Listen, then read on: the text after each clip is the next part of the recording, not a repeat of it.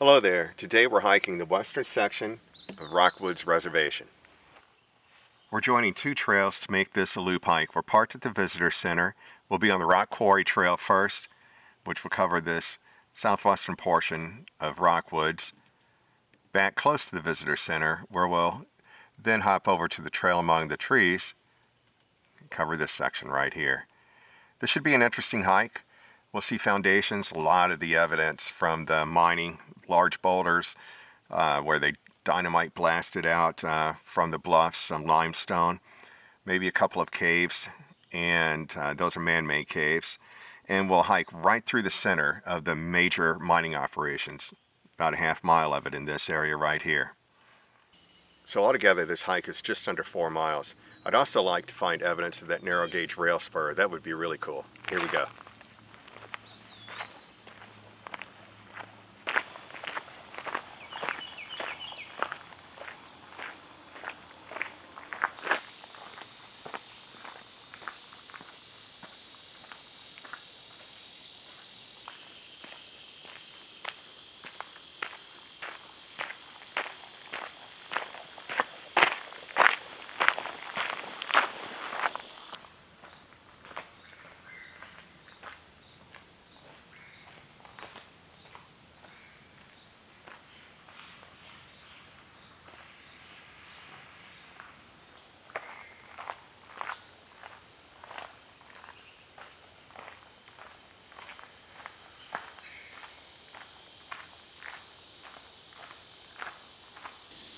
There'd be some beautiful views across this valley in the wintertime. Well, this part of the trail is along a ridge line with steep drop-offs on both sides. I'd recommend this for a winter hike for the views. Also, you could tell that this is a well-graded, wide, graveled path. It's really easy. It's a pleasure to hike. So much different than the ones we did last week.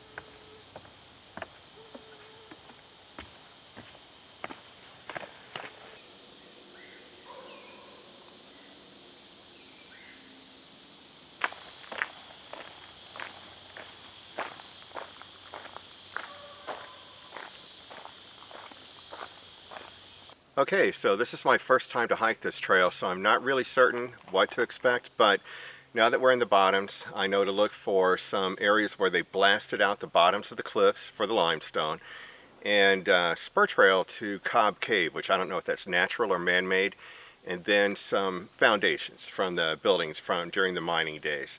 So I'm hoping to find all of those between here and the end of this trail.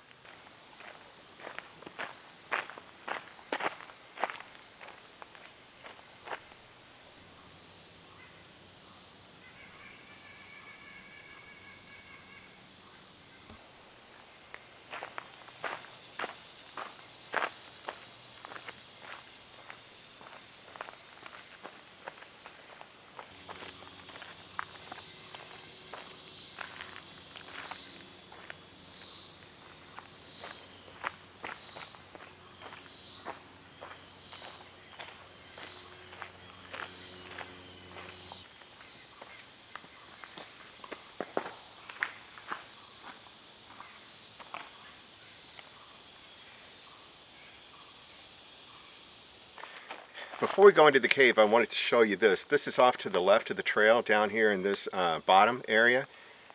It sort of has the appearance of being man-made, but it sort of doesn't. I'm really not sure. Possibly a dam or just a natural feature. And it's beautiful.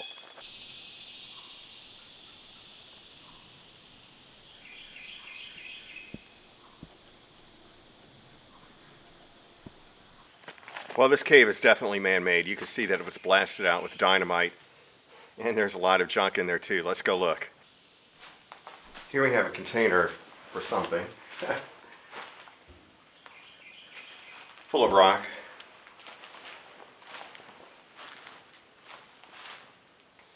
On this back wall, you could see holes where they drilled to place the dynamite. There, here. There are really quite a few. I would say this is 15 to 20 feet deep and about 9 feet in the height. I really want to know what this stuff is here in front of me that looks like a ladder, some rails. I'm not sure what it was.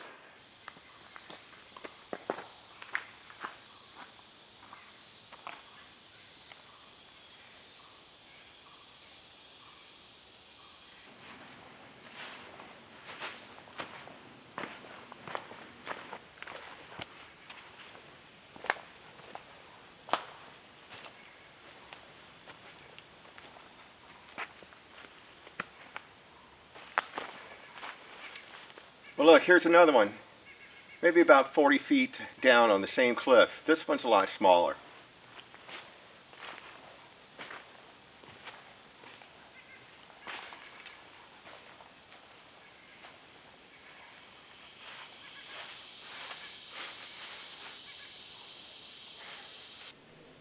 Farther down the cliff, it rounds out and makes an enclosure. This actually appears to be a quarry now.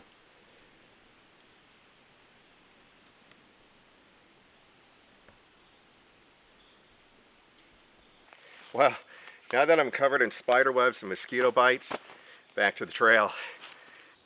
Well, now that we're back on the trail and we've seen the entire thing, that really does look like a quarry. That explains the tall rounded wall on the left, the cliff in the middle, and the rounded wall on the right, and why it's so much more depressed than the valley floor. I'd say maybe 15 feet lower than the valley floor, plus all the huge chunks of rock that were piled up everywhere down there. So that's really cool. I hope we find more stuff like that.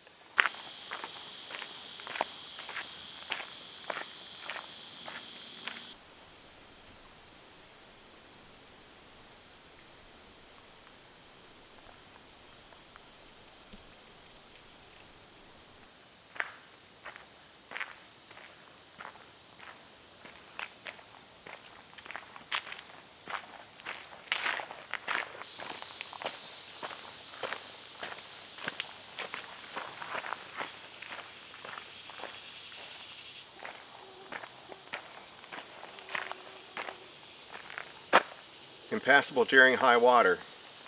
I get that. Well, what looks like a pile of rocks behind the trees here behind me is definitely a foundation. I'm trying to decide if it's worth the ticks and chiggers to go film it. Yeah, let's do it. Well, you can tell all of those were cut stones and they're really quite large. This carries on for about 40 feet, so it was a large building. Let's go around and look at the other side. It's just a jumble of stones now.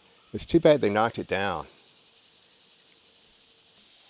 I've walked by a lot of rock piles here in the bottoms. I wondered if they were all foundation stones. I'd really like to know where this goes. It's paved too.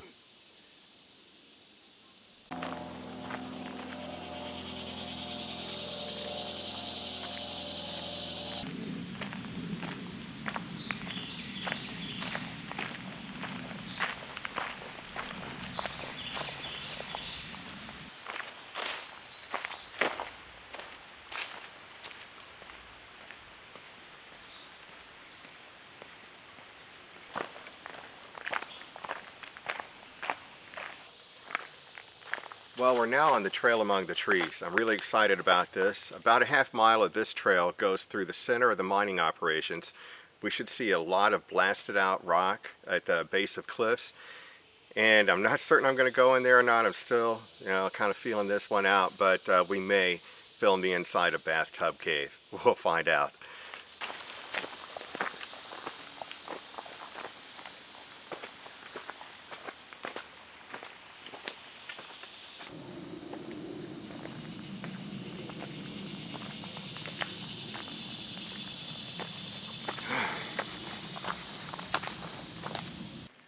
So there used to be a lot of rock climbing and rappelling out in this area. There are a lot of bluffs to do it from.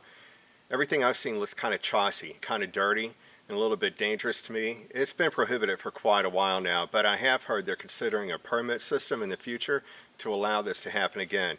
Also behind me is a gated off cave. I'm not certain if this is Bathtub Cave. Let me show it to you. Alright, we are currently at the top looking down through the gate. As you can see, it's very, very small. I could see this possibly being Bathtub Cave because you're supposed to lower yourself into it like entering a bathtub. You'd really have to bend your body up into a pretzel to get in there though. Make a 90, get your legs in, then slide on down as you lay back. So, yeah, I'm kind of glad this is gated off. Hopefully it's Bathtub Cave. Well, my questions have been answered by this sign. Here's a picture inside Bathtub Cave, so that's definitely what that is. And it's closed off because of white nose syndrome. Most of the caves in this state have been closed off for over a decade because of that. Well, I'm sort of disappointed and I'm sort of happy about it. I'd read that it had a 3-foot ceiling and 2 rooms that were both 10 feet square, but in this diagram, it looks like we're entering here. Yeah, it does look quite small. So, alright, mystery solved. So you're probably wondering why I was a little intrepid about entering that cave, and it's not because of the size of the entrance. I've explored a lot of caves in my youth when we could access all of them. We explored a lot in private land. My brother and I did when we were younger. Got permission from the landowner, and we went into entrances that were that small quite a few times, and into rooms where we have been stuck a few times. But why I was intrepid is my wife and I homesteaded down in the Ozarks for about 8 years. That was locally called Rattlesnake Ridge, and that was for the abundance of timber rattlers that were in that area. And that certainly reminded me of a rattlesnake den. And I was thinking, well, I'm feet first. I'm so over 6 feet tall.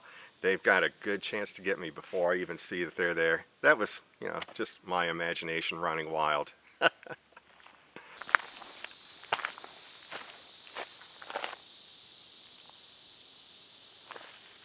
Well, this is pretty neat. So just past Bathtub Cave, off to the right of the trail, is this obviously closed off set of stairs going down a very steep side into a valley, and you can see carved out stone stairs on the other end of the valley and an old trail kind of skirting the edge at the other end of the valley or possibly canyon. Oh, maybe they'll reopen that in the future. That looks pretty neat. Let me show you. Here are the stairs going down to the creek bottom, and then on the other side of that creek you can see the cut stone steps going back up to an old trail. Well, curiosity always gets the best of me. I really want to know what's down there at the bottom of those stairs. But I guess maybe we'll find out sometime in the future if they reopen it, maybe not. In the meantime, we'll carry on.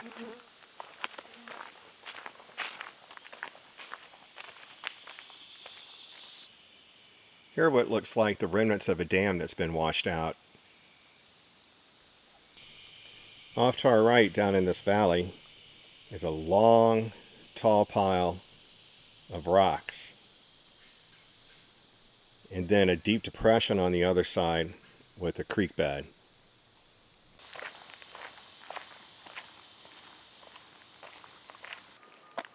Okay, so just based on appearance, I'm thinking this entire valley was cut out of bedrock When I was looking down at the bottom of those stairs and I saw the cut stone stairs, that was also cut out of a huge slab of bedrock going up the other side of the valley. So possibly this entire thing was all limestone, and as they cut and mined the limestone, it just got deeper and deeper and deeper.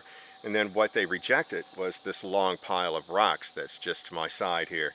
It's a theory, but it seems reasonable looking around. It's kind of cool.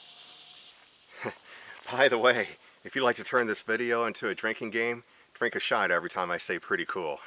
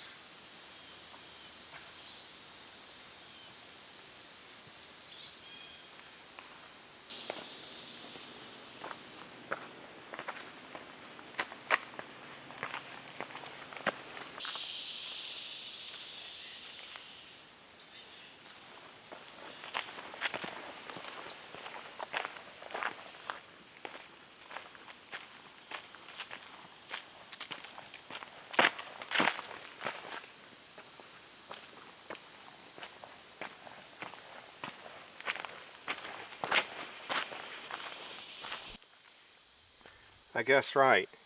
That doesn't happen often. So from 1868 to the 1930s, mining and quarrying was done here. In 1868, they blasted it out of hillsides through open-face quarrying, loaded the small pieces into dump cars, and pulled them by mule to kilns. In 1922, hopefully this comes through, you can see this is blasted out at the base of a cliff, and they've created their own man-made cave. And so in 1922, they began mining underground when chert was hit. So they blasted the limestone out of the underground chambers and formed caverns. In 1925, gravel and shale were exposed and dug out by steam shovel. By 1925, the railroad extended to the shale pits, and mules were no longer needed to pull the dump cars. I really want to find remnants of that railroad here, that narrow gauge railroad. So of course, this is why, if you can see in this picture, sorry B, it looks like the surface of the moon. I mean, 85 years, and nature has totally recovered this area, which is kind of what this picture gives an example of. But this entire valley that we're walking through was blasted out by the miners. That is just such a huge area.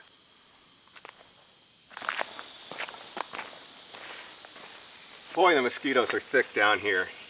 What do you want to bet that yellow sign says impassable during high water?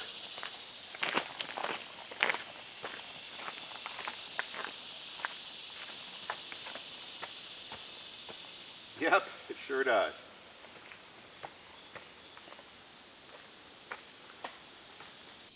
Looking out here and over this creek bed, you can see a concrete pad on the other side.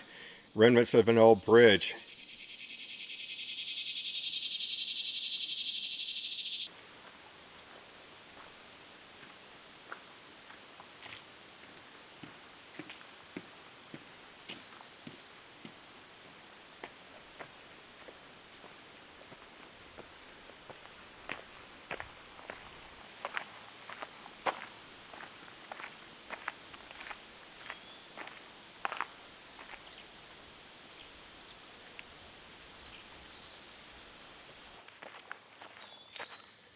Well, this is quite the surprise. It's a section of paved trail.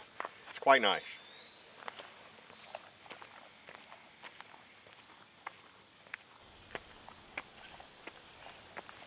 Wow, this valley is deep. 70 years of blasting. That's amazing.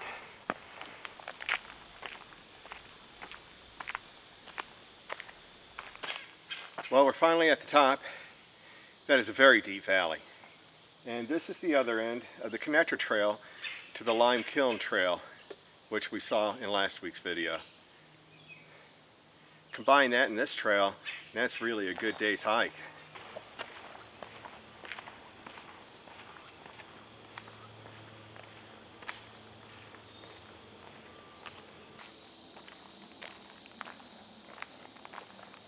Wow, another beautiful ridge walk, this time on a paved path. Life is good.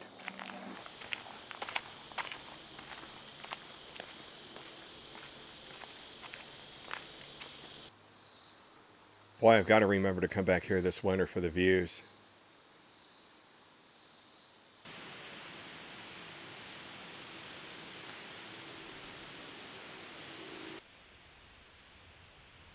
Isn't it amazing to think that a place of such beauty is within St. Louis County?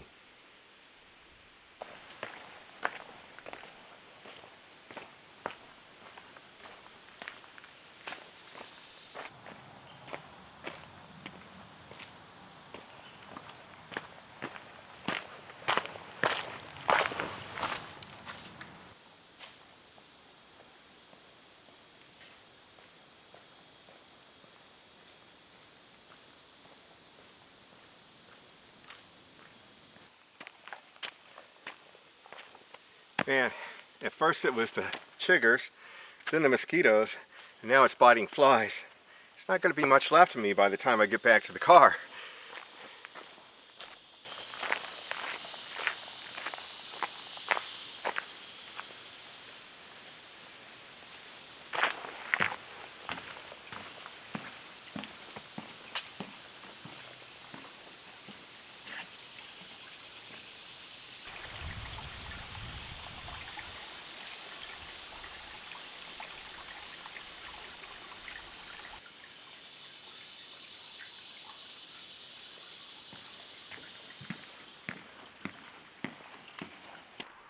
Well, we're back to the trailhead parking.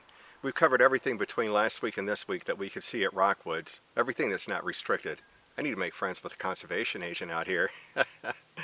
So, thanks for taking a walk with me. I hope you enjoyed our adventure together. Please join me for future ones. I'm not sure what next week's going to bring, but it should be fun. Bye-bye.